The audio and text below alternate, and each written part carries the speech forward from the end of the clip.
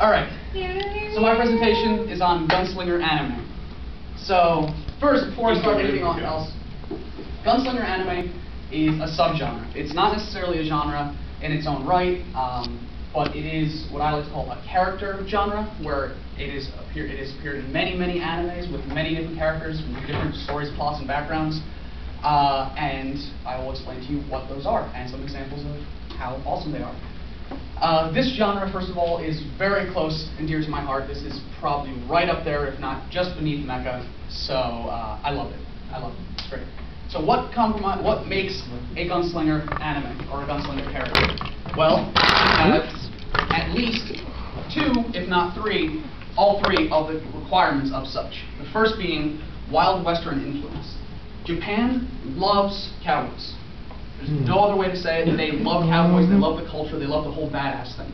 Coming from a culture that is so reserved and so polite and so just kind of, I guess emotionally reserved and formalized, they love this badass character, this idea of this guy who can walk into a town and own that town by his presence alone. So I, of course, put the man himself, Clint Eastwood, Indeed. Up there as just an example. The other thing that is always prevalent in gunslinger anime is stylized gunfights. Gunfights in real life are not that exciting. I mean, obviously, if you're in them, yeah, okay, I get that. But to watch them, they're not that exciting. It's hide behind cover, pop out, take a couple shots, hide back in. You hold your gun a certain way, you fire a certain way, you're going to miss probably 7 out of the 10 shots you fire. Not exciting. Really not that exciting. The picture I put up here is from a movie called Equilibrium. Anyone who's familiar with it? Awesome. Yes. Awesome movie. Everyone should go see that. Indeed. It's on YouTube. Yes. Yes. Oh, really? Yes. Yes. You can see it for free. You can torrent it. It's easy to access. Stars our good friend Christian Bale, and it features one particular aspect of a martial art that uses handguns, or any gun actually, because he uses it in different examples. Called Gun kata. Gun katas. Yes. And basically, it's using predetermined angles, knowing where your enemies are at all times, so you predetermine your shots without even having to look at them, so you know where to fire to attain maximum lethality. So as you can see here, he's looking down at the ground, he's shooting one guy back there and another guy over in front of us, so that we can't see, or the whole view, we want to view. So, but anyway, next slide, please. The other thing. Okay, I put a lot of very famous examples here, and I'm sure some of you, if not many of you, will get a lot of these. There is a lot of detail and a lot of effort put forward on the design of the character's weapons.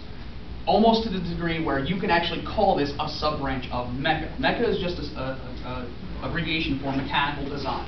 So this applies not only to giant robots, it applies to jets, cars, bikes, everything. Anything that has a machine part in it can be considered mecha. So it can almost be classified under that kind of genre in its own regard, because the designs of these things are put into so much effort, and you can find guides and booklets on all kinds of stuff like this. Lewis, you had a question? No, because you're going to hurt me. Why? I'm going to wait. What's the question? Ask your question. I have to go with mecha.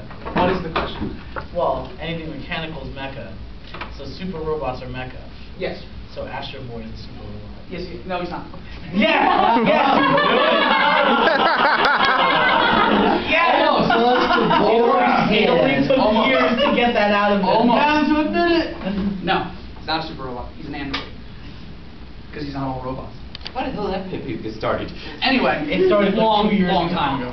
But anyway, just a couple of examples here, just if anybody's unfamiliar with it. We have the Cross Punisher from Trigun, weapon of Nicholas D. Wolfwood. We have Vash's gun, which you just saw in the episode of Trigun. We have one of Alucard's 2 pistols from Hellsing. We have the Caster from Outlaw Star, and we have my personal favorites, the Cerberus pistols from GunGrave, which I'm hoping everyone enjoyed. So, Oh, beautiful, beautiful stuff. Alright, so the first 2 series I'm going to cover are the 2 that you saw, because I think personally these are the 2 best examples of this subgenre. The first is GunGrave. Personally, I like the design of this series a little more, although the story is not as good as Trigun's, I like it in its own right.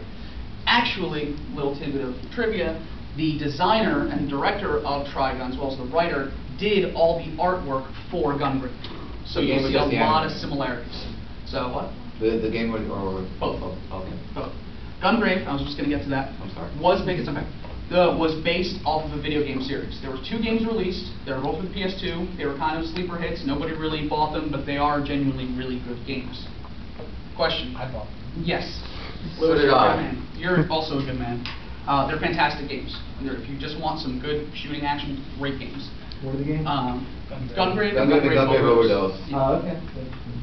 So, GunGrave, for quick synopsis of the plot, is about a mafia hitman who was betrayed by his best friend, but in his death, in his will, he writes that if in the event that he is killed by his best friend, because he suspected it at some point, to be resurrected using this technology that this company, this mafia, this syndicate had developed to basically bring back the dead as the form of a super soldier. So he was probably the most successful adaptation of this, and as a result, he is, 7 feet tall, carries 2 gigantic pistols that are longer than either of our arms, and carries a coffin that is bristling with weapons, which he just lugs. He doesn't leave it around, he just lugs it around. Are they longer than Alucards? I was Yes. just thinking about that. Okay. Bigger than Alucards. Maybe the same length, but bigger Yeah. overall. But basically, that's the premise of the story. But I love this because it has all 3 requirements of the gunslinger genre. He has incredibly detailed and stylized weapons. He fights almost entirely stylistically. Not once do you see Grave look down a gun, holding it with both hands like this and fire one. It's always 2 guns in hand. His arms are 90% of the time crossed over each other. He is firing like a madman, but he's hitting everything. So it just makes him awesome. Question. Is he shooting like this guy? I barely saw. I didn't get to see much of the anime. Is he shooting like this all the time, or does he actually? He does He cross. He switches does actually. this. He does over the shoulder, but behind the back. Every Because single thing. in you Overdose, see. if I can interrupt, he actually has one moment where if you don't move him and just shoot him out, you just take a random shot to shoot him around spinning. Yeah. That's basically That's pretty cool. Yeah. The coffin as well. I put a little. I'm so glad I found that picture. It's him using the coffin as a weapon. The coffin not only is a machine gun, it's a rocket launcher. He uses it as just a whack-a-majig to hit people with. What was that? Well, that's kind A of whack-a-majig. He's all 3 desperados in one. Yes. Yes. It's basically not. I'm sorry, not a whack-a-majig. A kill-a-majig, if you will. Kill him a jig. Go on his back. Yes. All the way to his If he back. has like knives to the side, it could be a really cool killer. Well, the thing is that on this side right here, there's a giant nail that's holding the coffin to his back, and he uses that too. And this, I'm sure it's none too pleasant to get hit by that end either. Yeah. But anyway, so GunGrave is one of those really good examples, and mind you, there is some differences here. The 2 pics on the sides are from the first GunGrave video game and basically how he looked in the anime. The center picture is how he looked in the sequel of the game. The anime had nothing to do with the sequel of the game, and it really changed the story of the game to make it more plausible and, in my opinion, much better. So the second game is better. You would use The second game is better than the first one, but the anime storyline is better than both games' storylines. So basically, that's all I'm saying. Because in the games, they involve aliens for no reason, which I'm glad they completely cut out. So GunGrave as a whole is a fantastic series. If you guys, I'm sure a lot of you know about Trigun. I'm sure not a lot of you have known about GunGrave. Please, please, please watch it. It's a fantastic series. Be forewarned, you will not see Brandon Heat, aka Grave, as Grave for very long in the series, because after the first 2 episodes, it starts a flashback, basically arc that goes and portrays the story of how he became Grave, and then finishes the story. So, but nonetheless, in the beginning, it's it's kind of slow, Yeah. but it picks up. It picks up and it gets fast. really good, and the plot and the story in general is fantastic. Once it starts meeting the bosses again, then it just starts going. Yeah. But anyway, next slide, please. Trigun. Everybody likes Trigun, right? Who doesn't like Trigun? If you don't like Trigun, Get out. seriously, just leave.